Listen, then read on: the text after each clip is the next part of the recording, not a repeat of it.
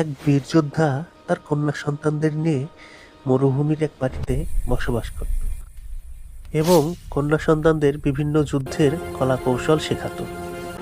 কিন্তু একদিন কলা কৌশল শেখাতে শেখাতে হঠাৎ তাদের বাড়িতে এক দানব এসে আক্রমণ করে।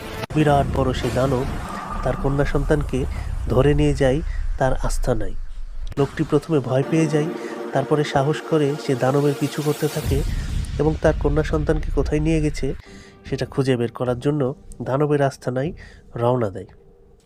অবশেষে সে দানবের আস্তানা খুঁজে পায় এবং তার পিছু করে।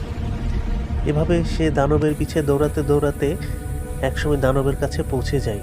দানব তখন তার সামনে চলে আসে। সে দানবের সাথে যুদ্ধ করার জন্য প্রস্তুতি নেয় এবং দানবের সাথে তার ভীষণ রকমের একটি যুদ্ধ হয়। প্রথম দিকে সে পেরে উঠছিল না, কিন্তু পরে সে সাহস করে এবং তার যে শক্তিশালী একটি তলোয়ার আছে সেটা দিয়ে দানবকে সে হত্যা করে ফেলে। দানবকে হত্যা করার পরেই তার কন্যা সন্তান দানবের গুহা Come থেকে here, my brave girl. ছুটে আসে বাবার কাছে। I've missed you so অবশেষে much. We're together বাবা now. তাকে দেখে কান্না করে এবং তাকে সঙ্গে করে তার বাসায় নিয়ে যায়। এভাবেই বাবা তার কন্যাকে উদ্ধার করে। ভিডিওটি যদি ভালো লেগে থাকে তবে লাইক, শেয়ার ও সাবস্ক্রাইব করে রাখবেন।